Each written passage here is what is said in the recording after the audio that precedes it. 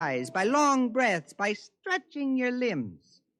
Unfortunately, when we radiate rapidly in air, we glow. It has made us conspicuous. Yet, your unawareness of us is a marvel.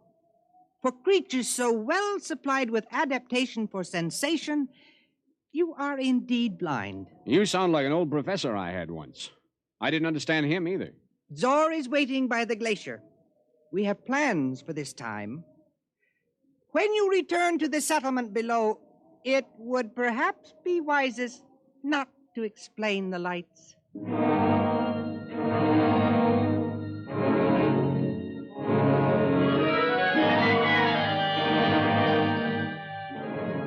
We both sat silently beside the dying fire. When we looked up toward the upper reaches of the glacier, two gleaming spots, dull cherry red, moved steadily across the ice. They were visible for brief minutes and slowly faded.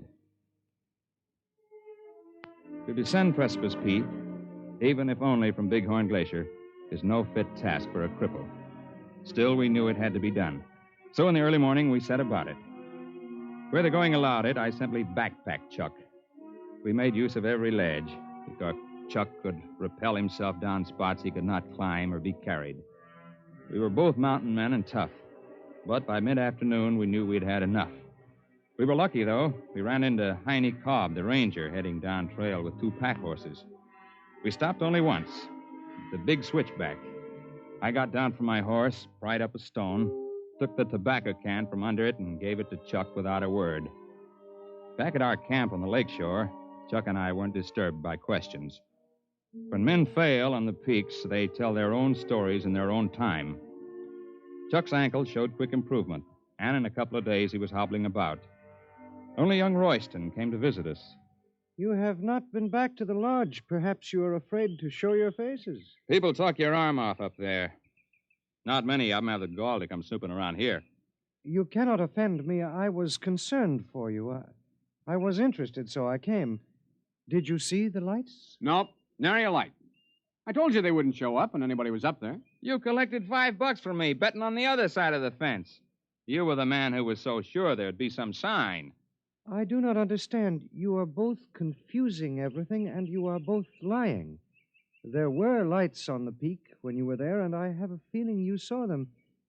They were quite a show from here. Well, this is the place to see them from. Closer up, you lose perspective. Well, I must go. Friendship means nothing to you, so I will take my small hike back to the lodge again.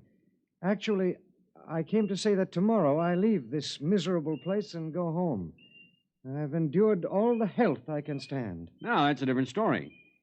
We're sorry to see you go, fella. My regards to the swamps. 10 to 1, when you get there, you'll wish you were back. This I very much doubt. Goodbye, John. Goodbye. Oh, there's a funny fella.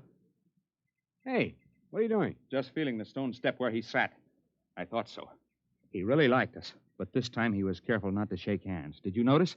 Yeah. In spite of himself, he had reached his limit of control. His temperature is going up. Yeah, I guess it is. He never could see a joke. And remember how he'd say something and then wait, as if he didn't understand it? And then all of a sudden it would come to him? He'd wait to pick our brains for every new word. You mean Royston? Royston is a name out of a hat. When that lad really goes home, he'll go with his buddies up there on that peak. I wonder which he is. Zin or Zet?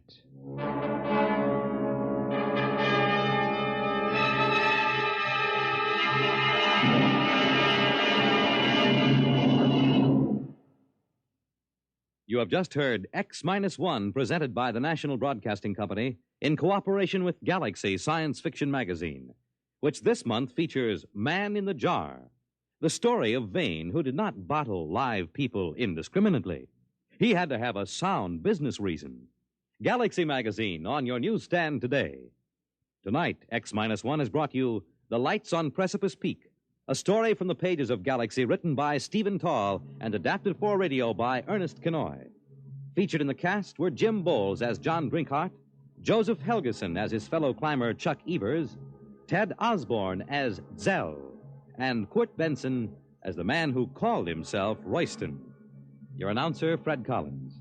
X-1 was directed by Kenneth McGregor and is an NBC Radio Network production.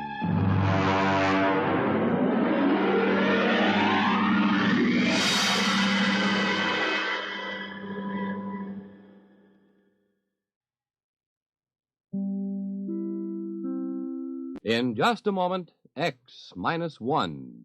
But first, your home will be filled with the voices of top entertainers and fascinating experts in the homemaking field tomorrow when Virginia Graham and Mike Wallace bring you another broadcast of NBC's Weekday. Among the special guests is Rita Gam, Hollywood star and one of Grace Kelly's prospective bridesmaids. And Rita will be joined by a singer whose unique style is well known to his many fans, Johnny Ray. Then from Britain, it's actor Trevor Howard. Meet them all tomorrow when NBC's Weekday brings you another day of fact and fun on this station. Now stay tuned for X-1 on NBC.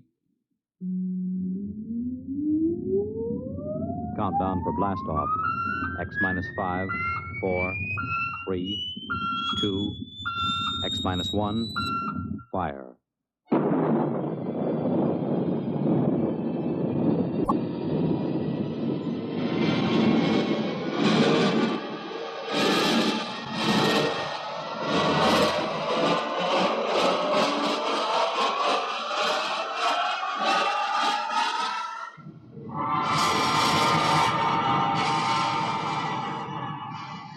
From the far horizons of the unknown come transcribed tales of new dimensions in time and space.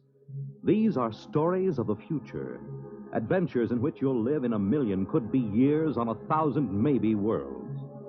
The National Broadcasting Company, in cooperation with Galaxy Science Fiction Magazine, presents X-1.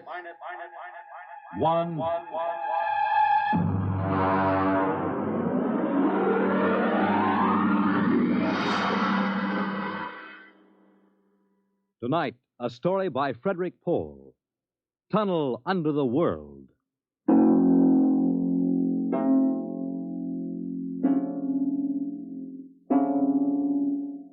On the morning of June 15th, Guy Burkhart woke up screaming. Ah! It was more real than any dream he had ever had in his life. He could still hear and feel that sharp, metal-ripping explosion, that searing wave of heat. He sat up. Mary! Mary! Mary! Mary! Where are you? Guy, what's wrong? What? Henry, for Pete's sake, it's me. If you'll excuse me, this is my stop. Well, I'll be... How do you like that?